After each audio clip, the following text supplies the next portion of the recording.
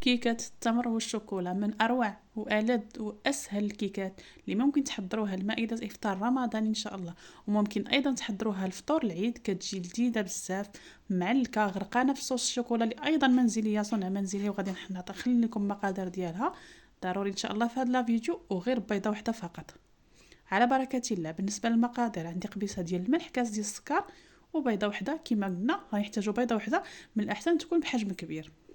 كنخلطوا اول حاجه البيض مع السكر حتى كيتجانسوا، كيذوب لنا شويه داك السكر. ماشي ضروري بيض الخليط ولا يضاعف، ماشي ضروري، المهم ان السكر يكون داب وصافي كيما شفتوا معايا بحال هذا القوام هذا. من بعد كنضيف كاس الا ربع، كاس الا ربع يعني كاس مع مرش ديال الزيت، كاس الا ربع ديال الزيت. نخلطو حتى هو غير بشويه باش ما يطرش ليا هكا، ما يخرجش من البول، حتى يتجانس مع باقي المكونات. كنحصلوا على واحد الخليط اللي يكون ثقيل. هنا عندي العصير ديال البومبلوموس، انا حيت كان عندي البومبلوموس موجود داكشي اللي استعملت عصير ديال البومبلوموس. ممكن تعوضوه بعصير البرتقال ولا عصير الليمون الحامض. وواحد البومبلوموس جا فيه واحد المذاق زوين، واحد الرائحه سبحان الله مختلفه، وجات خفيفه بزاف.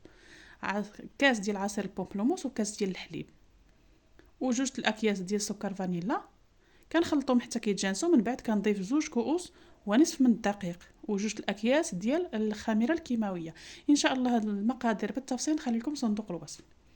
2 كؤوس كما قلت ديال الدقيق ونصف، وزوج اكياس يعني 16 غرام من الخميره الكيماويه.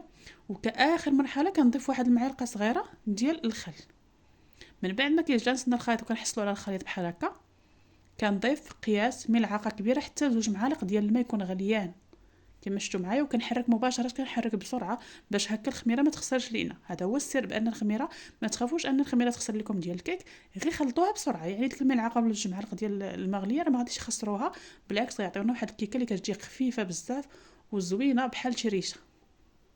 من بعد عندي هنا التمر معسل، المهم اي تمر موجود كنقطعوه هكا قطع صغيره. وعندي قطع من الشوكولا حتى هو قطعته قطع صغيره بحال هكا. وكنديروا انايا هنا تعمدت ما نلبسهمش بالدقيق وعاد نرميهم وسط الكيك، لانني ما بغيتش نزيد كميه كثيره عاوتاني في ديال الدقيق في داك الخليط ديال الكيك وتجينا ثقيله. انا بغيتها تبقى خفيفه، غادي نخليهم غير كما هكاك ونخلطهم بلا ما نلبسهم لا بدقيق لا والو. ومن بعد كنوزعهم عادي بيدي في المول باش تجي هكا الكيكه كامله، يعني من جميع الجوانب فيها دوك القطع ديال التمر وقطع ديال الشوكولا. كما شفتوا معايا انا وزعتهم هكا بيدي باش نتاكد بان الكيكه كامله توزع فيها دوك القطع ديال التمر. فهمتوني؟ باش فاش نجيو نقطعوها غادي نلقى التمر في جميع الجهات وجميع الجوانب ديال الكيك.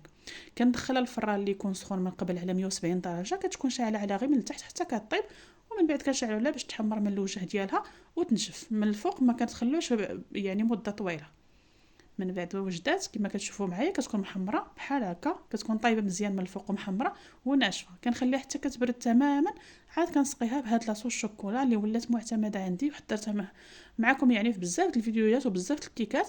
غادي نخلي لكم الفيديو اللي حضرتها معكم في صندوق الوصف، وايضا المقادير ديالها بالتدقيق في صندوق الوصف. كتجي لذيذه بزاف واقتصاديه، ممكن تعتمدوها في بزاف الحاجات يعني في الكيكات وحتى في التحليات بالنسبه لرمضان وغير رمضان. كنسقي الكيكه كامله بهذيك الصلصه ديال الشوكولا، كتجي مشربه مزيان وكتجي غارقانه في الصوص ديال الشوكولا. والاهم ان ديك الصوص راها منزليه لذيذه واقتصاديه، يعني كتعطي كميه كبيره مقارنه بالمقادير ديالها. كنقطع الكيك على حسب يعني الحجم اللي بغينا ديال القطع، سواء مربعات ولا مستطيلات. وهكا كيفاش كنحصلوا على واحد الكيك، ديك الطبقه ديال تحت كتكون فيها داك التمر اللي كيجي معلق، الشوكولا حتى هو داك القطع ديال الشوكولا هو كيجيو معلقين. اما الكيكه يعني غير هي ديك الكيكه كتجي هكا خفيفه بحال شي ريشه. وداك العصير ديال البومبلوموس ولا الليمون راه كيعطي واحد الخفه ما شاء الله. نتمنى ان شاء الله تجربوها، اكيد غادي تعجبكم. غير جربوها على حسابي. الى فيديو قادم ان شاء الله.